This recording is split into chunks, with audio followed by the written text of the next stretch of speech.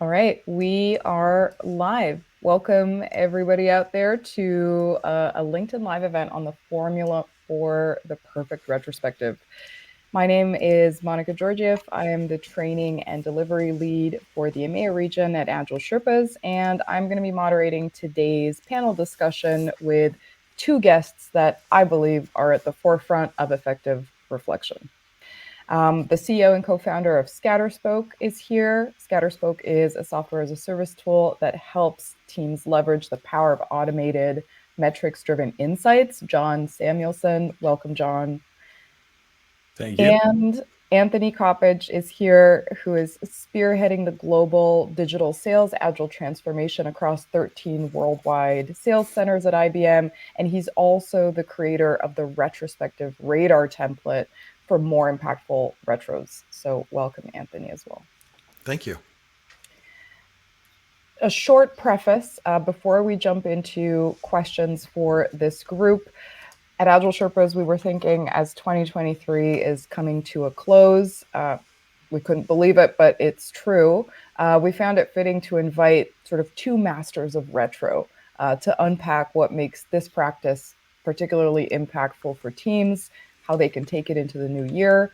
And ultimately, there's so much more to retrospectives than meets the eye. And I think we're going to find out what those pillars are, what those elements that make a perfect retro are today with our two guests. So I'll jump straight into our questions, and then we'll open it up to the wider audience that's with us today. Please use the chat to ask any questions, and then we'll address them in the end. We'll make them pop up on screen so we can discuss them as a group. So don't be shy. Bring your context to this. Ask any burning questions you have if they didn't get answered in the ones that we've got prepared for you. So starting with the ahas. To set the stage for our audience that's live with us today, I'd like to invite, let's start with John and then we'll go to Anthony because this is a great question to ask both of you. One sentence about the big aha about retrospectives that the people in the audience may not have realized yet. John, what's your aha?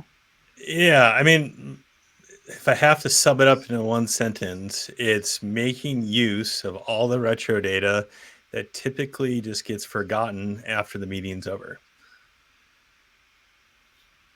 Anthony, what about you? Yeah, I agree with that. I don't know if I could say it better. My little thought around it is that feedback is a gift, but aggregated feedback is actionable intelligence. So you have to be able to act on the feedback. So the retrospective should allow for that.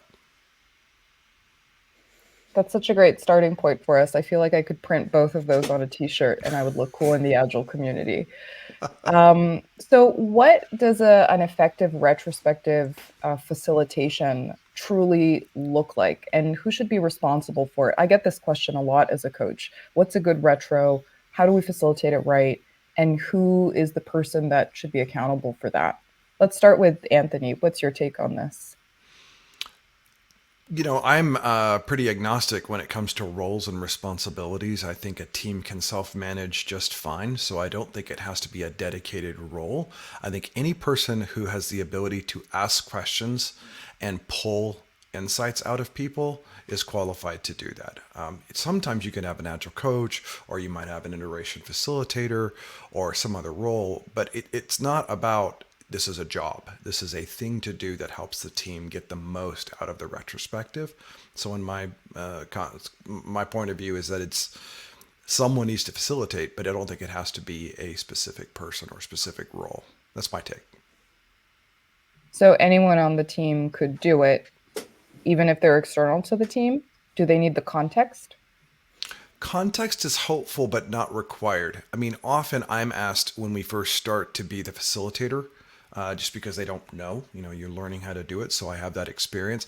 I actually don't have to know all the details of their project. What I'm trying to figure out is, hey, what's happening because we did this? What value was created? What value was not created? What was a waste or what was low value? And how do you feel about that? And how do you define that? What would you do different just to be 1% better? It really doesn't matter what the topic is. If I ask questions like that and I'm helping pull out of, well, why is that? because people want to focus on the tactical. Well, I did this thing and this thing didn't go well. Why did that thing not go well? Was it the thing or was it a system or a process? Because usually systems or process are where things break down.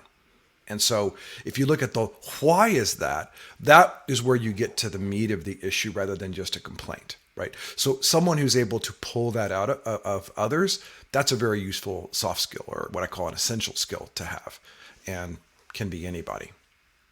Yeah, as a coach, I sometimes like refer to those types of questions that are able to really pull the right information from people at the right time, especially in conversations that might be difficult, like more powerful questions. So if you're someone who can ask those powerful questions, it seems like you're already on your way to becoming a good facilitator of a retrospective. Is that fair to say?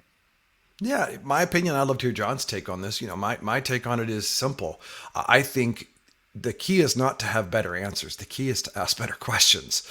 And so the more you're able to listen, active listening skills matter, right? The more you're able to listen and then lean into that, the more likely you are to actually deliver some value and get to the aha. John, what do you think? Yeah, so I definitely agree. I think anybody should be able to facilitate it on or off the team. But I think the team should own it. Like, and all I mean by that is they should be pissed if they don't have it. It shouldn't be like, there's no facilitator, so we're not doing it. That's just not going to work, I don't think. Just a little bit more tactically, though, and this is something that we've learned at Scatterspoke through the years. We used to assume that everybody knew how to facilitate and it was this easy process. And it turned out a lot of companies don't, or like they don't think they know how. And so for teams that don't think they know how, like you can find a very simple framework to use to run it. And the retro kind of runs itself, honestly. So you might have like feedback, grouping, voting, and then discussion, right? Like, and if you just stick to a simple process, anybody can facilitate it. Really, you just need somebody to say, hey, it's time for the next phase. And then I tend to think for like experienced facilitators, it's a lot of stuff that Anthony was talking about, asking the right questions, conflict management type of stuff, but they don't per se need to be on the team. And sometimes like it's nice to have an external facilitator that's really experienced come in because it just changes it up and they ask way different things and the team's kind of stuck in the rut. So the answer is yes. That's the short answer. No, I like the take that we're looking at the benefits and the advantages of having someone external to the team lead a retro versus having that meeting also be team owned.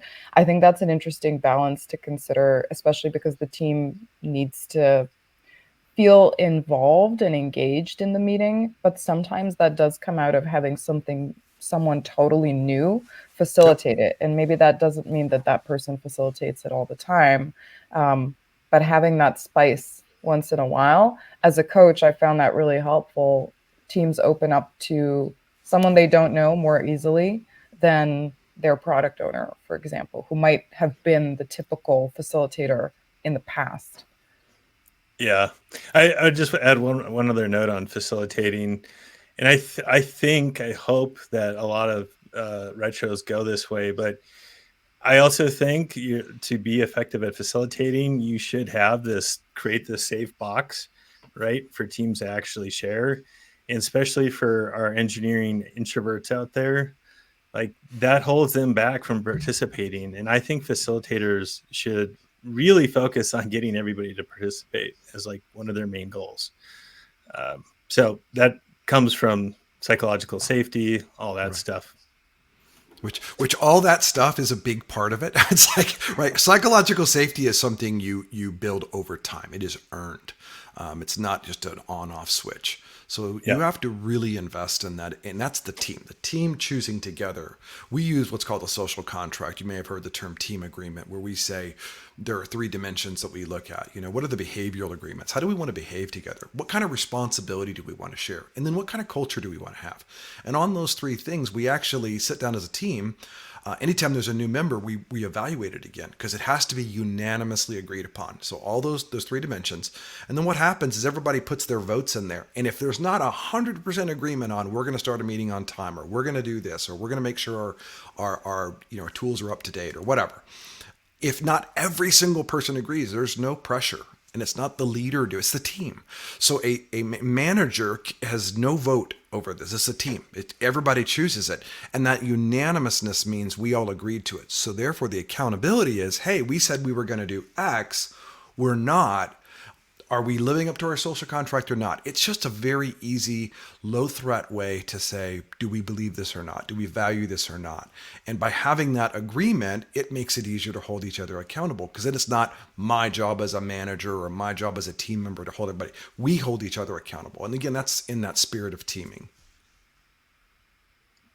So that's interesting that you say that we hold each other accountable, and the team agreement or the social contract is a good way of getting everybody on board with the right mindset to step into a retro. So it's not just about the facilitator, it's about that pre-work that's been done by the team to get on the same page about what they're looking to get from that meeting and what mind space they should be in.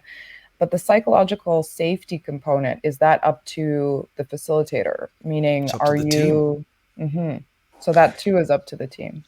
Yeah, I mean, it's common that facilitators will ask at the start of a retro, like, does everybody feel comfortable sharing today, right? And if they say no, meeting's over. Like, and that's a very common thing I've seen. Mm-hmm. What happens? How do you get out of that rut? Well, that's a bigger topic, I think. But if somebody says no, I think you go follow up with them individually, and just figure out what's going on. There's probably something going on with another member of the team. And like, as Anthony said, when the team's contract is broken, it's just all a mess. So it's complicated. It's people. Yeah, it's people, but conflict isn't bad, right? Unhealthy conflict is bad. But conflict is the only way you innovate, right? No one, I look at what Apple did with the iPhone, right? At the time when they rolled it out, the BlackBerry was still the dominant leader. In fact, for 3 more years after the iPhone came out, BlackBerry was still growing and going up and having larger market share. But they didn't create something to be like BlackBerry. They had a contrarian, disagreeing point of view and wanted to do something different, right? Conflict is the only way you innovate. So if you want to get better as a team, you're going to have conflict. You just can't be unhealthy about it. It can be honoring. It can be safe. There's no shame. There's no blame. It's just, let's talk about the thing, not the person. And once you build that over time, people believe it, because it's actually, you are making it safe together. From a facilitator standpoint, do you help own that? Yes. Do you help talk about it and make the covert overt? Yes. But as a team, part of our social contract should include psychological safety. Got it. Yeah, I've heard that referred to as constructive disagreement. And I believe it is one of the characteristics of high-performing teams generally, that they're able to engage in constructive disagreement. So I like that connection as well. Segueing into something that I think is very related to this point of effective facilitation and psychological safety, I've heard it said that the best retros are equal parts reflection, which is sort of inherent in the name retrospective, but then also equal parts action.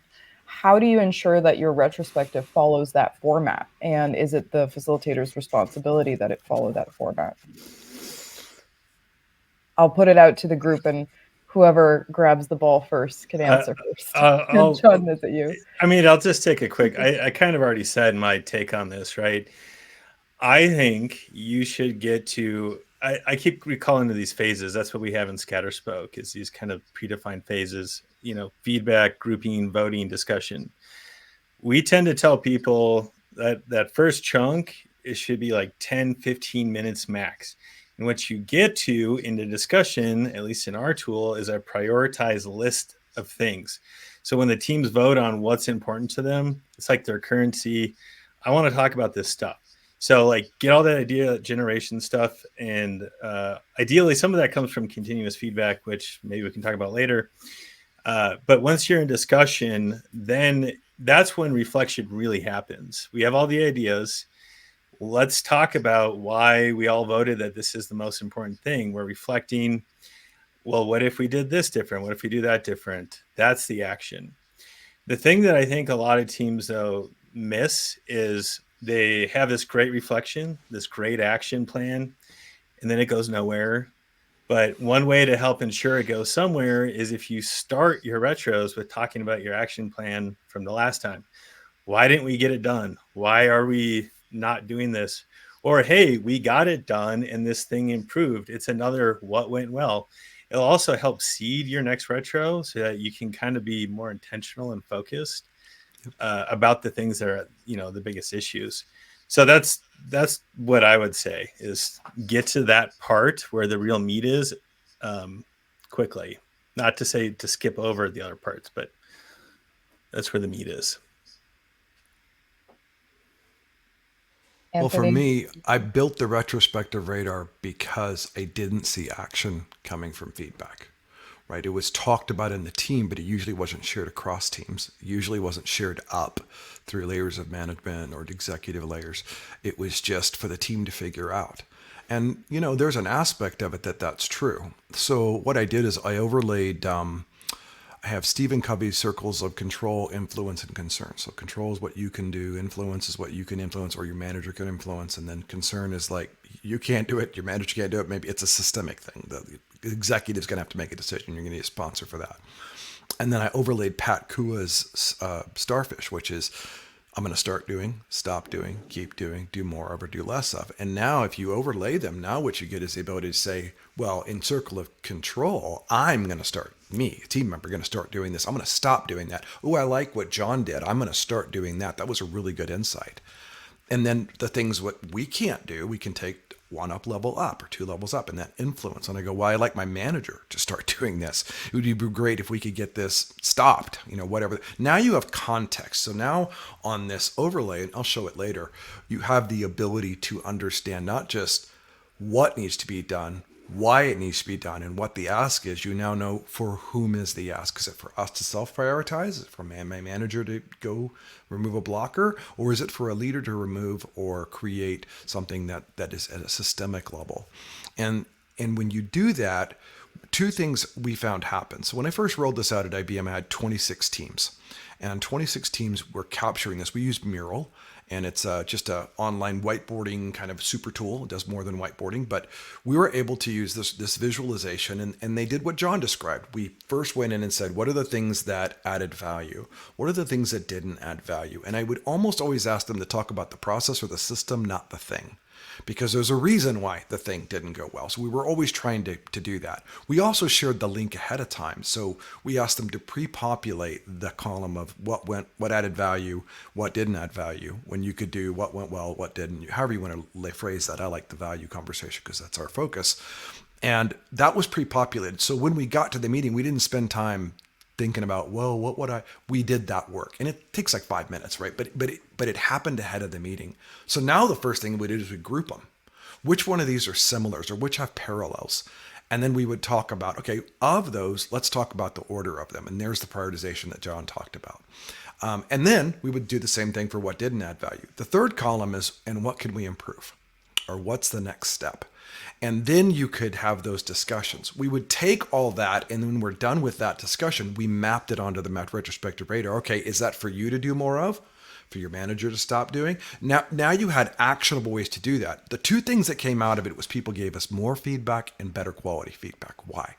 Because they actually saw that their feedback led to change. Like it was worth giving the feedback because they did see action. It wasn't like, well, I can say it, but nothing's going to change. Well, that's not psychologically safe. So we created a way to scale, represent, and distribute that as insight up to leaders so that they knew, hey, this was asked of you to stop doing. This was asked of our senior leaders. And we would route that data and then publish that data so that we didn't just have a complaint. We had a narrative with point, and we understood the impact or potential impact.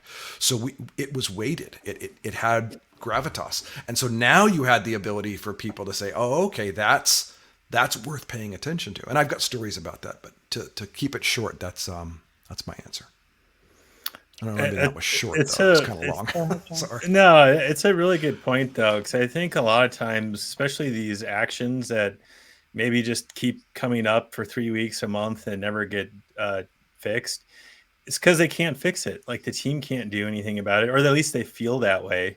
Mhm. And it is important to get that information up, and that's all about scaling your retrospective data, Mhm. et cetera. But I really like that. It's a good call out.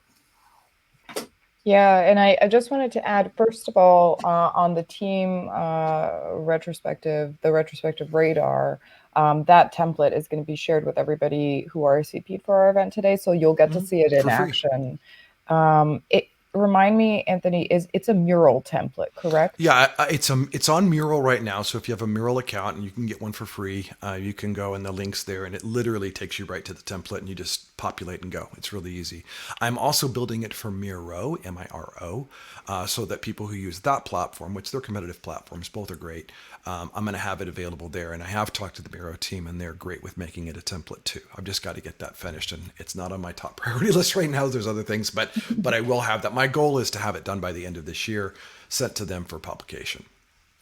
That's great to know. So once you have that link, maybe we can share it out to the group Of as well, course. so that they have an option to use Mural or Miro. But it's a ready to go built template that you can use for exactly what Anthony described. So I think it was helpful for you to go through that, sort of at which point would you bring the template in, and what do you want to expect it to And do. I'll show it. Yeah, I'll show it at the end. But I also, what's Yeah. cool, John and I talked about this, and it would be really easy for you to use that free template and then do the export of the data and go into Scatterspoke and be able to do what they do, right? Like, so there's a both and potential there too. Yeah. So that's pretty cool. And for myself as a coach, I've always tried to encourage our teams to, at the end of retro, make sure they assign ownership around the actions that come out of the Mm-hmm. conversation. And in some cases, it's hard to come to that because everybody wants to be sharing more than they are taking on new work, especially when that work sometimes is hefty, like continuous improvement activities sometimes enter the sprint and get sized along with the other work quite highly. In fact, sometimes there are 5 or an 8, which is not that small, and they take up capacity for the team to do. But I think there's sometimes that hesitation to get to that, because those are difficult conversations about who will own it, what is the right thing for us to do.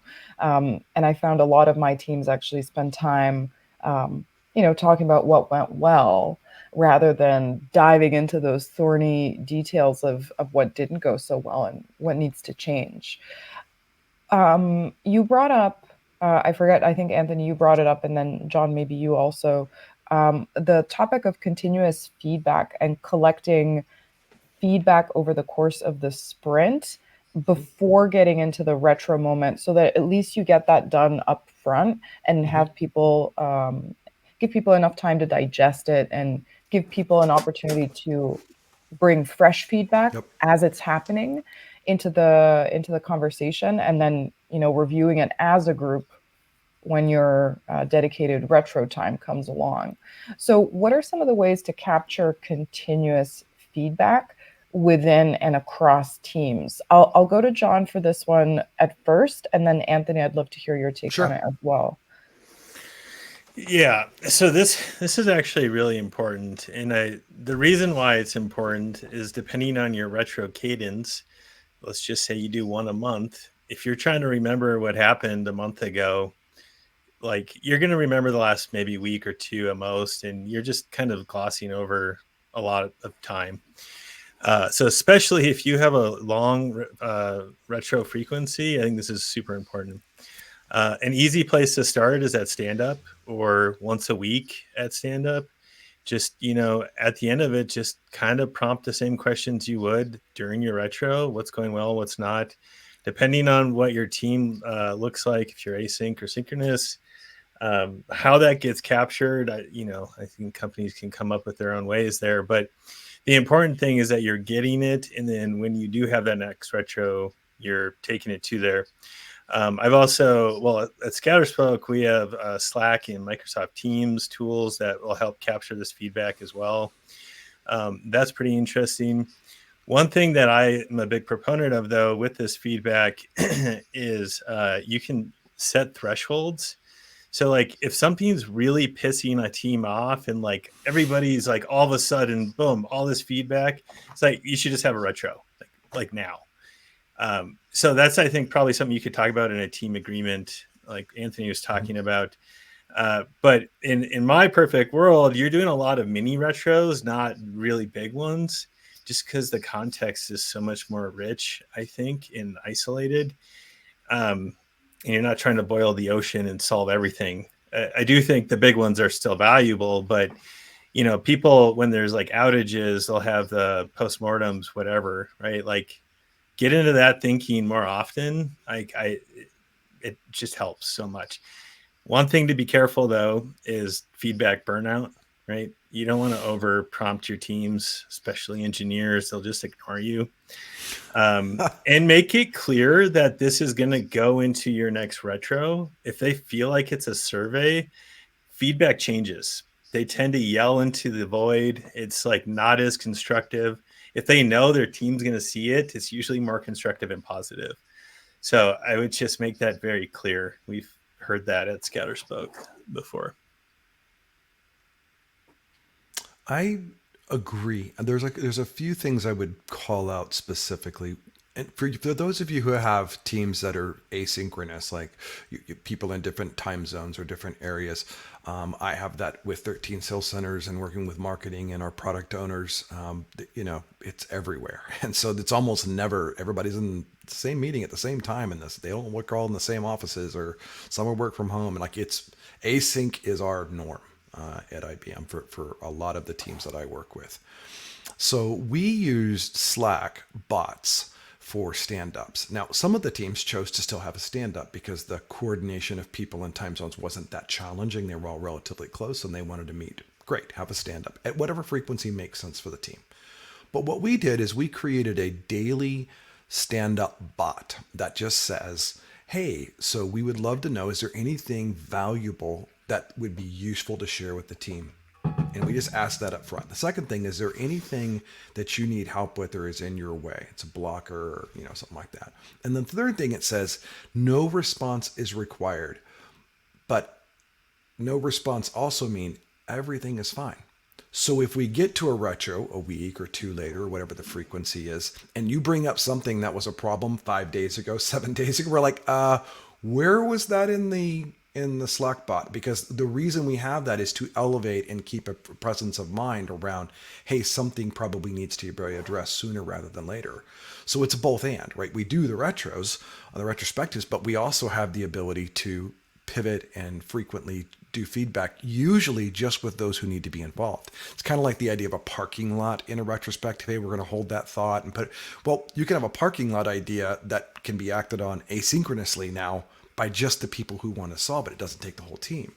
So you don't need another meeting, which is great. And that's really the way I pitched this was, let's get rid of unnecessary meetings. So if the meeting doesn't add value, if there's not an agenda, and if you're not actually either brainstorming to ideate on how to do something or solving something, if you're not doing one of those two things, don't have a meeting. Put it in a note and send an email chain or do a Slack, asynchronous message. There's lots of ways to communicate besides meetings. And it was an easy sell because what we did was we said, guarantee if you will do this 5%, lift, we're going to give you 25 to 35% of your time back every week. Who doesn't want that? So it's a really easy thing to do, and it's a high value thing. So that was part of the way you get buy-in, and that also helps build psychological safety, et cetera, et cetera.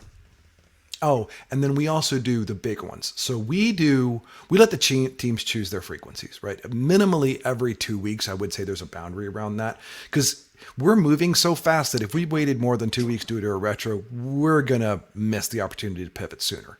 So we do have that as a hard deadline, but if they want to do a retro every other day, fine, whatever. Like, it doesn't matter to me. I want the teams to self-manage and self-direct.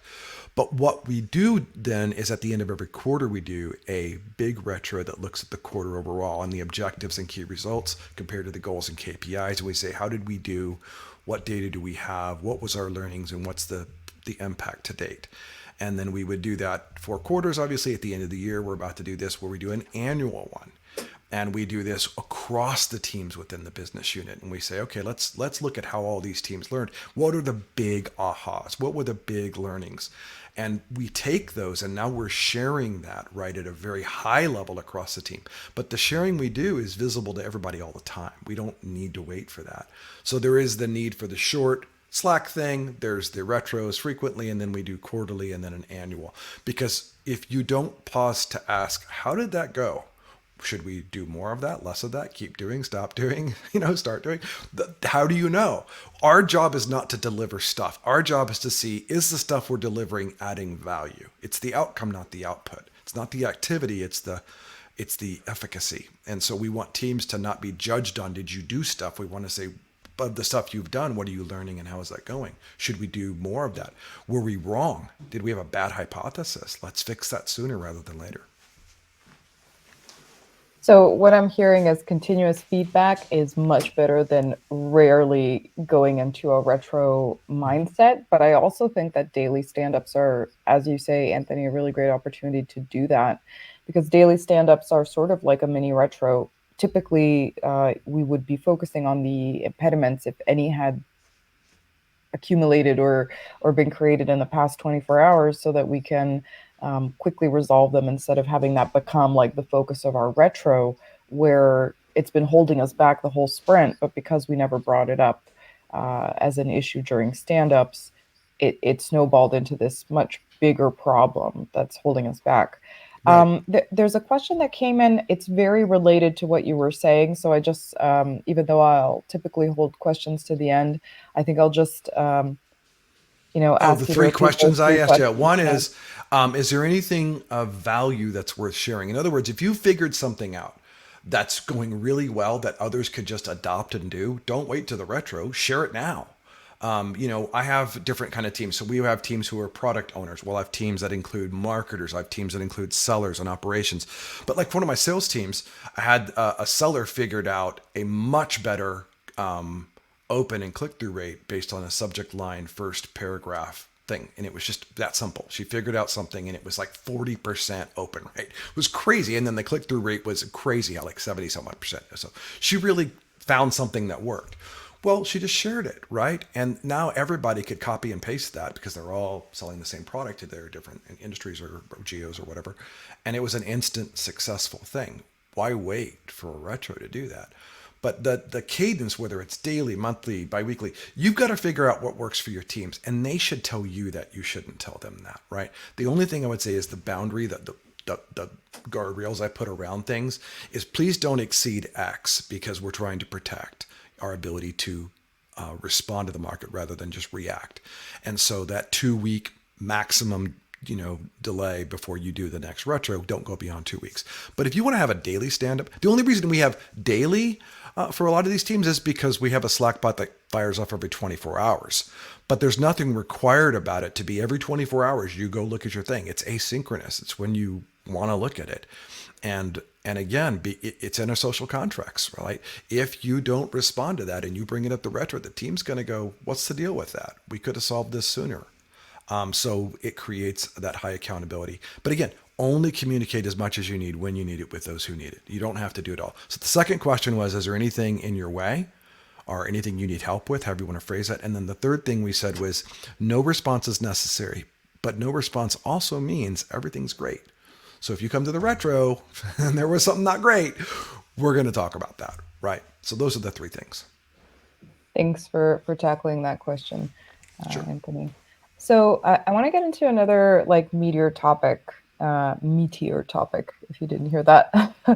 And the meteor topic is related to metrics. So I know that Scatterspoke, having looked in the tool myself, having used it with some teams that I coach, I know that there's a really robust engine for metrics there that's trying to connect the qualitative feedback, the words that people are using in order to describe situations and challenges they're having, and map that to qualitative or quantitative data, more the numbers, right? The different areas of the process where we can use data to influence our decision making. Absolutely. So I'll go to John on this one because of that connection that I have to Scatterspoke and the engine that it has for metrics. So what is that relationship between the team context and what they're saying and the metrics that come out of that, and what metrics can we get? What's the relationship between And qualitative and quantitative, I and guess? can John show that? Because it would be really cool to demonstrate how that works if you have it, John. I'm putting you on the spot. Can you share with this thing? Yeah, Like share your I think. screen? I think you Present. can if you click present. Well, But yeah, let me answer this, and then maybe while you're talking, I can pull it up. yeah. So a few things, right? The reason I started Scatterspoke was to make use of all this data from retrospectives. And the way we did that was building custom machine models that we made. And what you can do with just qualitative data is you can get lots of things like sentiment. We did a lot of the nerdy way to say this is entity extraction, but it's really like pulling out the key topics out of phrases, and you can, combine them and like aggregate them. How much is this happening? And then you can also do fun things like, okay, they said unit testing 150 times. Half those or 70% of those times was negative, 30% was good. That probably means there's something negative around unit testing, right? So that's how we started this.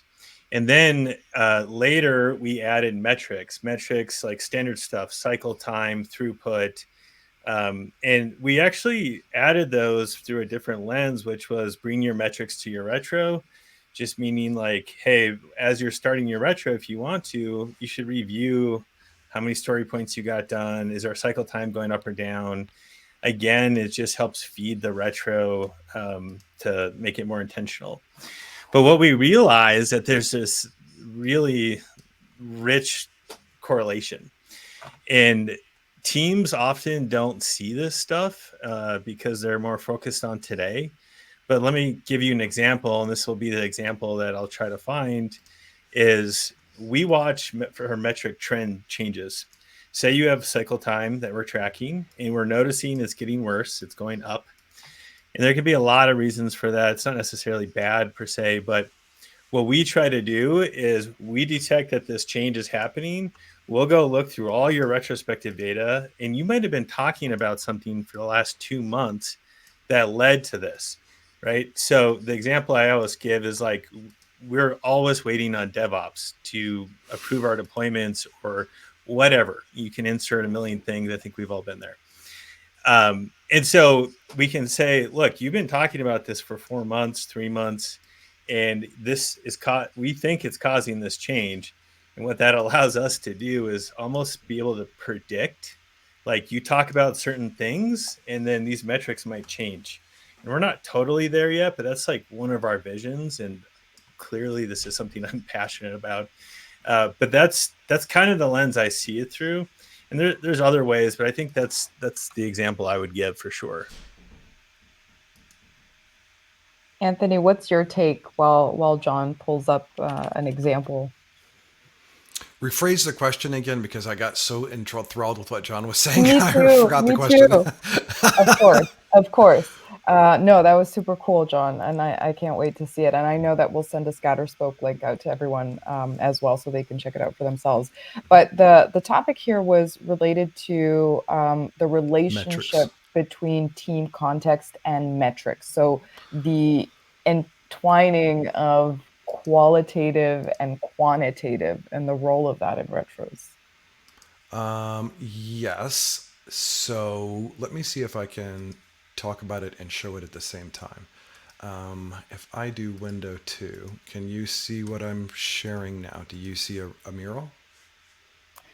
I see. Yes, There I you can go. add it to the stage. There we go. So what I'm trying to do is say text data, i.e. verbatims, what someone says on a retro is data. It's just unstructured text data, but it's data. So each one of these sticky notes represents someone's input or insight about something that added value on this side. And then they're grouped together based on the topic or whatever's being talked about. And they're very short and simple. And someone's just like, oh, I just CRM training, is it? Okay, tell us more, because that doesn't mean enough. So now that we're talking about it. And then what's not delivering value, similar grouping. And then we have what can we change? How do we adapt, right? And that's all this is data. So what we do is we say, when you're done, move the things over, create the things, duplicate, like, oh, Sally did this and it was great. So I'm going to duplicate that and I'm going to say, I'm going to start doing that. And it goes onto the retrospective radar wheel or circles here to where it's in start doing this segment, but it's also circle of control, which is what I'm responsible for. I'm going to start doing that.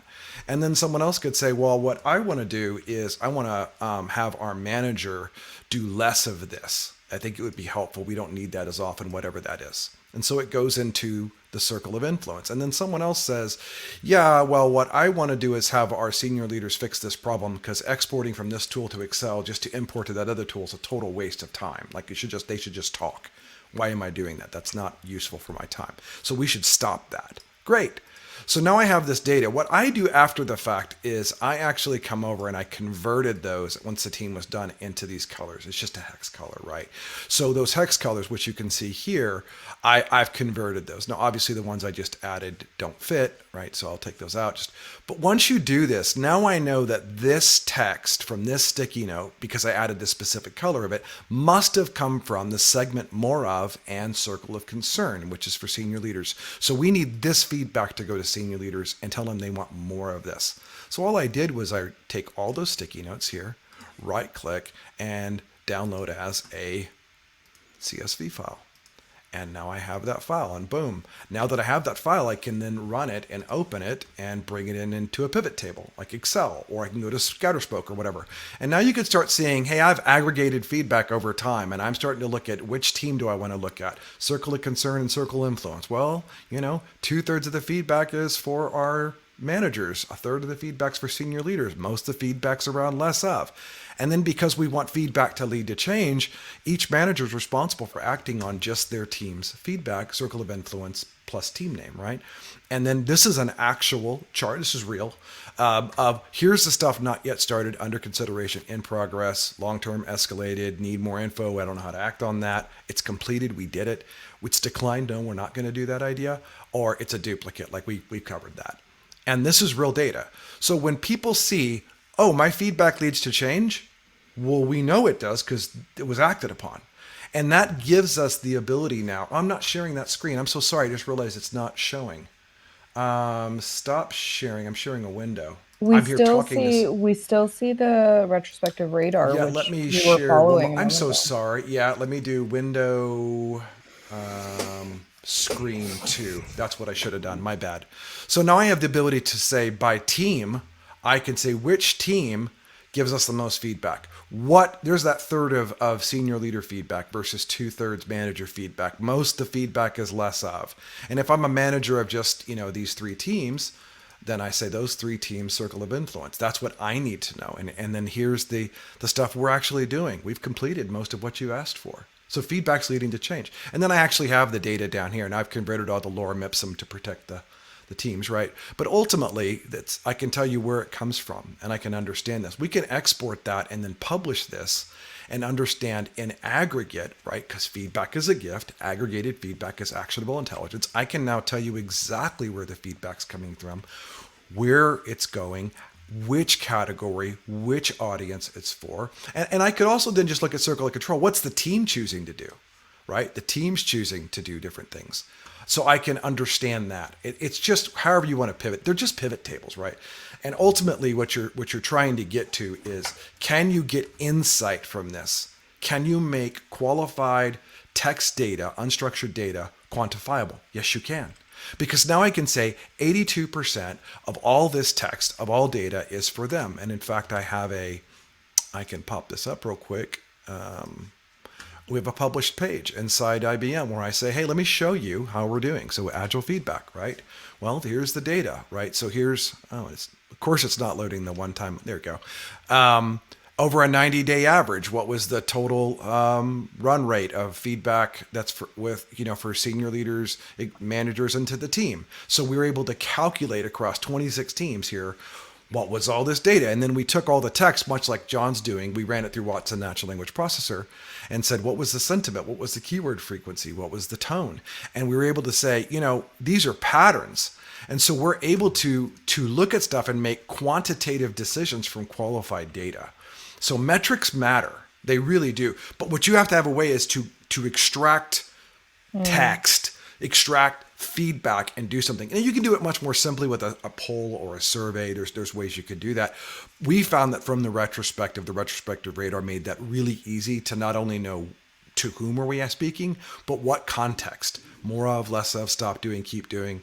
And it just made it much easier for leaders to understand at a big picture level why that was important. That's a lot of answer for your question, but that's the big nutshell.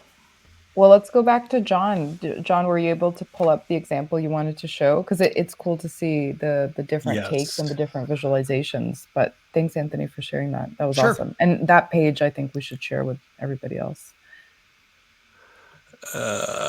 So here we go.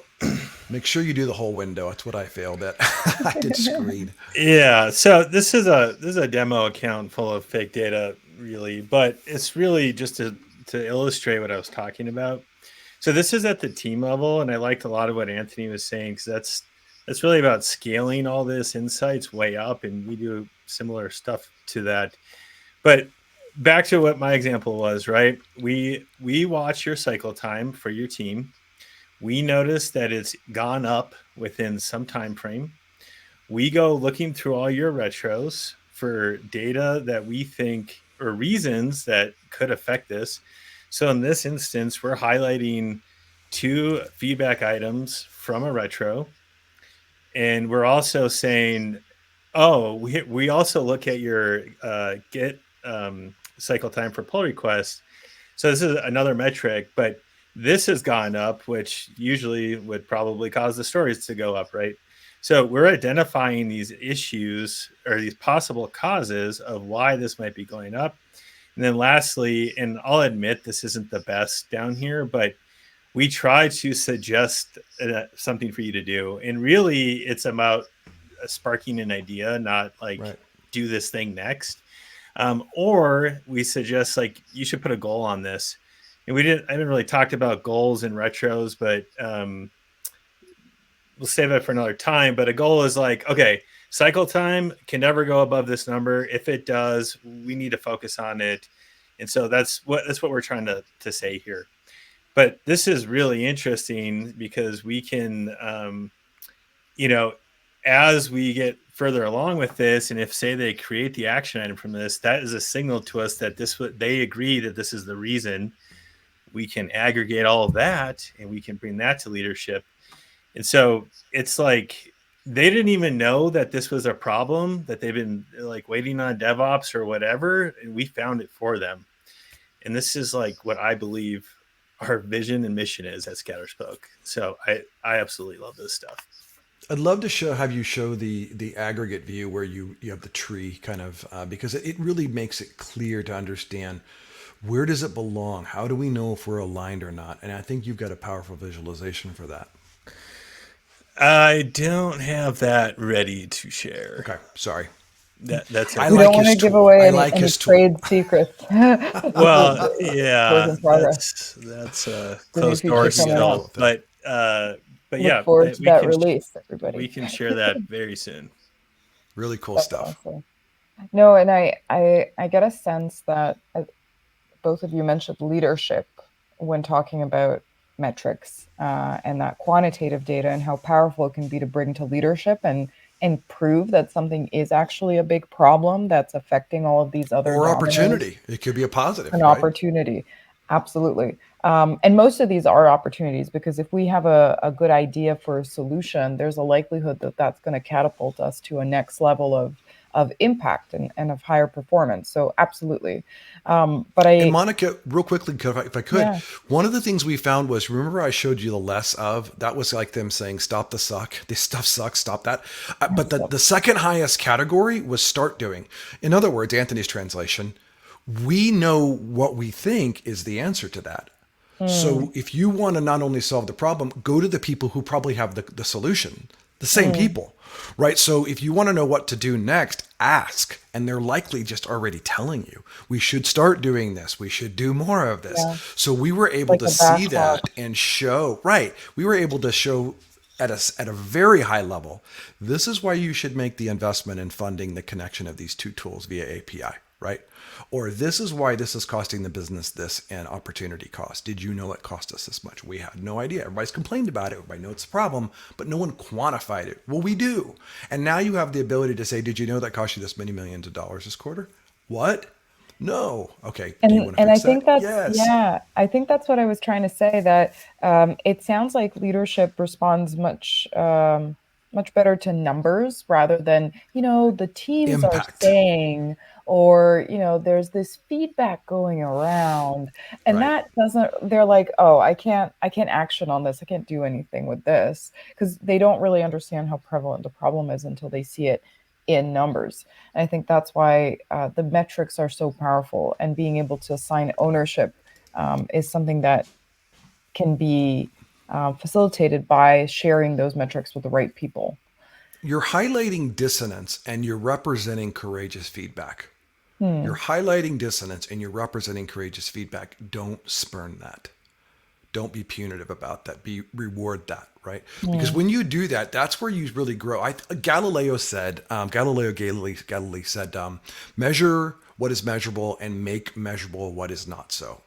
So if it's a number, we know how to measure it. What we're doing is and make measurable what is not so. So the feedback, the verbatims, the sentiment, the tone, the emotion, we're quantifying that. So we are making it measurable. Anthony's translation is make a metric out of the things, make numbers out of the things that are metrics, and make insights or understanding out of the things which are not. And that's valuable because together you have the ability to say the number says this, but the feedback says this. That's a dissonance. We're highlighting the dissonance and we're representing courageous feedback so we can understand why there's a delta. Leaders, we need you to act in this way. And now it's very actionable and it's quantifiable and there's an impact. They have a reason, a motivation, an understanding that lets them make a meaningful decision. I like how you had to specify that it was a specific Galileo out of all the ones we know. Sorry.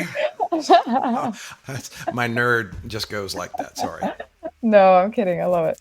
Um, so we're running out of time quickly here because we're having fun, and that's what tends to happen.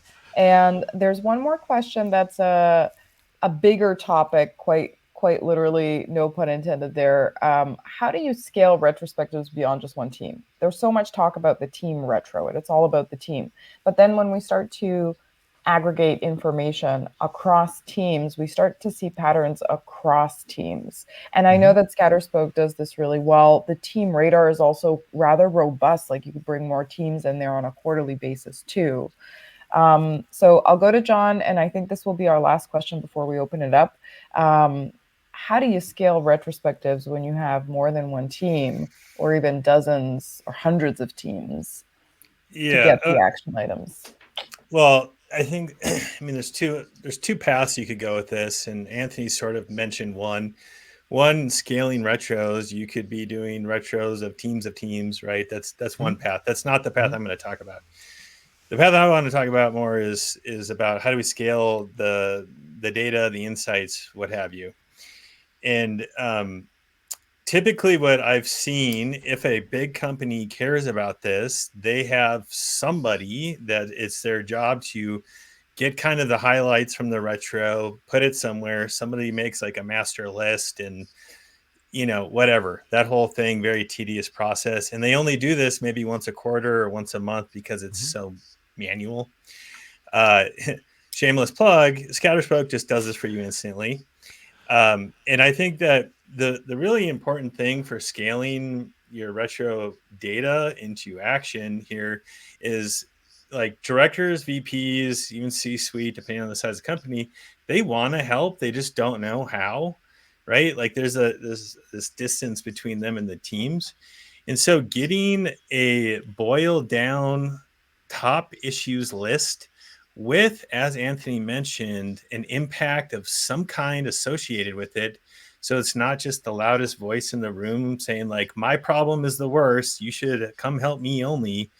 You give them data to this leadership, and then they can prioritize like, 45 teams have the same issue. If I fix this issue, we might deliver faster, save more money, whatever. So really, the way you scale retros, in my opinion, is you do it in a tool that can do it for you. I know not everybody does that, but like the reality is like I can deliver that insights almost instantly. We deliver insights to leaders like once a week, or to whatever they want, really. But that's way better than once a quarter. So I agree. I think that the short answer is technology. You should use technology. What John said.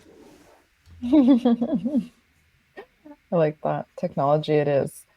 So we're 5 minutes away. No new questions have come in yet. I've put out a few prompts to our crowd here, but it looks like you've clarified a lot for them, and they're out of questions. They're speechless. So I'll give one last chance for some I questions to love come in. questions. That's why I prepared enough to satisfy everybody who loves questions. Oh, you did a good job, but these are good questions, and they apply to it. No matter the size of the organization, everything you're talking about. If it's a team of one team, or hundreds or thousands of teams. So yeah, totally applicable. You've done a good job at helping us be successful, I think. It makes me want to do a retro like right now. Um, we've got some compliments for y'all from Andy Clough. So no particular questions from the group yet, but if they do come in, we'll be able to see them coming in And underneath the they can also recording. post their questions to Yeah, the LinkedIn yeah, post that you did, right? The one talking about this event. And I'll be checking that to respond there as well. And of course, I know John and I are both on LinkedIn. People want to ping us there, whatever. That's totally great too. Yeah, come chat with me. Let's talk about your data and how we can make it actionable. yeah. So anybody who RSVP to this event is going to get all the links that we talked about today, so that they're easy access. And if you guys are cool with it, your email addresses too. I'm going to put them out in the world, or your LinkedIn profile, so people can add you. But maybe I'll ask one last question, because I think it's a good closer for us. We were talking last time we spoke, the three of us, we were talking about like meeting happy cultures where everything is a meeting, and it's all about being in meetings and not really having any time to be productive. What would you say to those who might be part of a culture like that and are resistant to hosting a retrospective regularly because they're thinking, oh my God, it's another meeting? And then we got one question as I was saying that, and I'll bring that to you too. Go ahead, John. Take time. Yeah. So I think that the obvious thing is the continuous feedback thing that we talked about. Just gather more feedback. You don't have to have retros maybe quite as often if you really are doing that. But I'd actually change the way you asked it to like, well, what happens if you don't do this meeting, right? Like, how are you going to get better? And like, it's kind of like sports, right? Like, what athletes don't practice? Like retro, you're practicing, you're getting better. They don't make it to the NBA by not doing all that. You're not going to be a top tier organization if you're not continuously focusing on this and getting improvement. So I would just rephrase that to be like, you should kill some of your other bullshit meetings and have this be like non-negotiable. Like I said earlier, that I eliminated 25 to 30% of the status update meetings. We just don't do them for my teams. There's no need, because we have a showcase when we need that. We do have the ability to have the stand up automation, or if they want to meet in person, that's fine, or online. And then we have the retros. So there's always a way to act on and represent and capture feedback. It's leverage the right tool in the right channel at the right time for the right people. And that's up to you to figure out. I can't give you the answer. I know this. One of the things I've done is I said to my teams, if you go to a meeting and there's no agenda and you can neither add nor receive value by being in that at least 50% of the time that you're in there, don't go. And in fact, ask to be uninvited. And if someone has a problem, have them come to me. I'll be the bad guy. No problem. Right, because your time is too valuable for you to sit and read out something that could have been an email. This meeting could have been an email as a thing. So I've just eliminated that and said, as much as possible, if you have this happening, let me know and I will go fight the battle for you. Right, and it's really not a battle, it's just lack of understanding. And we received a question from an audience member as well. So I know that we just have a few seconds left, likely. So if I could ask each of you to give Taylor Evans a tip for leading his first retro. Yeah, I mentioned this earlier, but just and you can find this on Google, but just use a standard format. What went well? What didn't go well? What do we want to change? If this is your first time ever doing it, do something like that and follow like a very simple phase process. Anonymous feedback. You should group those items, vote on those items, and discuss them and action on them. If you just follow that, it almost runs itself. And don't be afraid to make mistakes. And I think if you're on the team, like people are going to be okay with it. So don't stress out over it. Esther Derby and Diana Larson wrote what I call the definitive tome on retrospective. So you'll get Diana Larson and Esther Derby's book on retros. You'll find it really practical, and they walk you through how to do different kind of retros, what kind of questions to ask. I love their book. I think Esther's the queen, right, of retros. So I think she's fantastic. So yeah, that'd be my recommendation. I agree with John on that too. Keep it simple. Keep it simple. All right. Thank you both. We're out of time for today. So I want to just thank everybody for joining, especially our panelists. We'll be following up with some additional resources, including that book that Anthony just mentioned, because that's a good one. I haven't read it either. And all of this is going to be on the topic of Agile Retros, as well as the recording of this event is going to be available on the page along with those links. So that's going to be available to you to reference whenever you want to hear back and listen to this recording over the Christmas holidays. I want to really thank our guests, John Samuelson from Scatterspoke and Transformation Leader Anthony Coppage, for joining us today. And I'll see all of you in the new year when we start up our LinkedIn Lives again, probably with a planning with a planning related LinkedIn Live. So thank you all. Thanks, Monica. Thanks, Anthony. Thank you. Thanks, everybody.